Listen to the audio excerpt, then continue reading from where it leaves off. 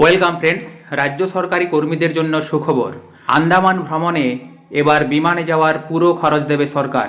জারি হলো নতুন বিজ্ঞপ্তি।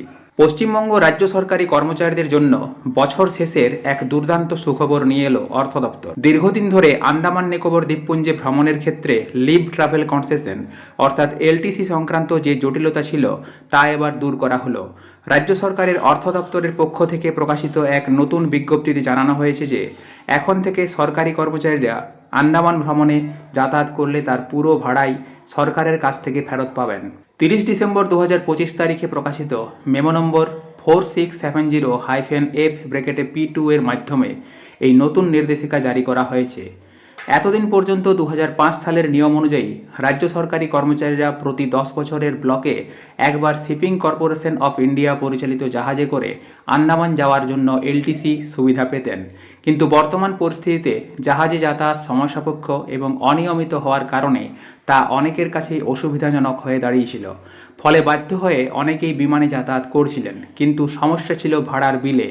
বিমানে যাতায়াত করলেও ভাড়ার রিইম্বার্সমেন্ট বা প্রতিদান পাওয়া যেত জাহাজের ভাড়ার সমতুল্য অর্থ, যা নিয়ে প্রায়শই ধোঁয়াশা তৈরি হতো। নতুন নির্দেশিকায় বলা হয়েছে, রাজ্যপাল এই বিষয়টি বিবেচনা করে 2005 সালের পুরনো নিয়মে আংশিক পরিবর্তন আনার নির্দেশ দিয়েছেন।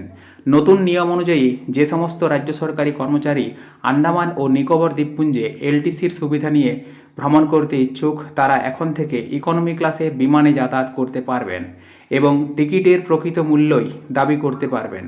তবে এর জন্য কিছু নির্দিষ্ট শর্ত মানতে হবে। কি কি শর্ত এখানে মেনে চলতে হবে সেগুলি হলো, যাত্রা শুরুর স্থান। কর্মচারীকে তার কর্মস্থল বা হেডকোয়ার্টার্সের নিকটবর্তী ভারতের কোনো বিমানবন্দর থেকে যাত্রা শুরু করতে হবে।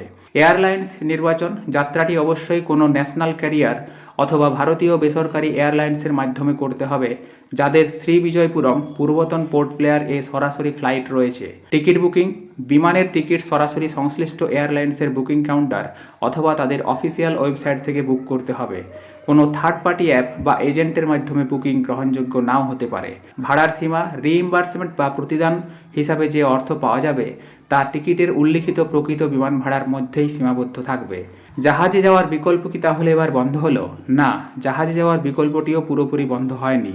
বিজ্ঞপ্তিতে স্পষ্ট জানানো হয়েছে যে যদি কোনো কর্মচারী চান তবে তিনি 2005 সালের নিয়ম এবং 2024 সালের মেমো নম্বর 4784-F-P2 অনুযায়ী জাহাজে করেও যাতায়াত করতে পারেন।